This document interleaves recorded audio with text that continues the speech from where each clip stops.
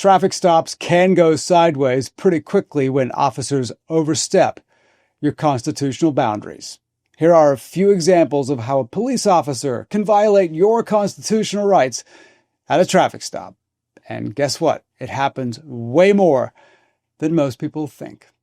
All right, in 2015, the Supreme Court ruled in a case called Rodriguez versus United States that police cannot extend a traffic stop beyond the time needed to handle the original violation. But guess what? Officers still do.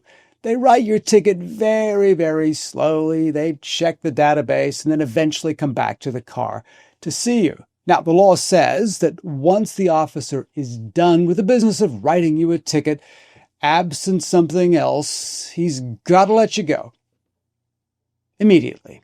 Okay, now an officer pulls you over for a broken taillight, no problem, right?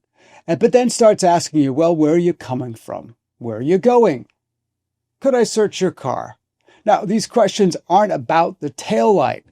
In a famous case, a lady by the name of Sandra Bland was arrested after a routine Texas traffic stop, which escalated because she refused to put out her cigarette, which is perfectly okay.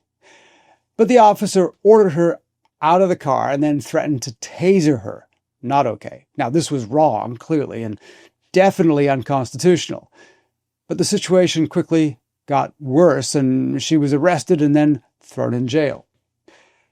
She was found dead in jail just 3 days later. Okay, you're stopped for a minor traffic violation, and the officer casually asks, "You don't mind if I search your vehicle, do you?"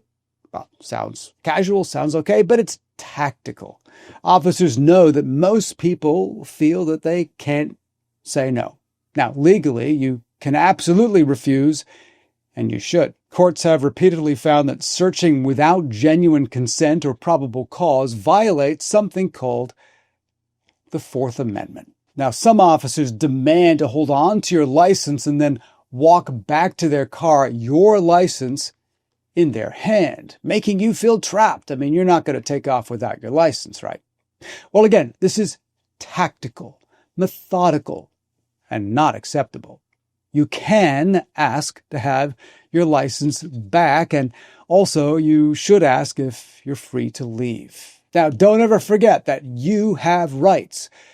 The Constitution still, for the moment, is your friend, and law enforcement must be held to high standards. Sometimes police violate your rights knowingly, and sometimes unwittingly, which suggests that they're poorly trained. Now, if you think your rights have been violated, talk to a local attorney.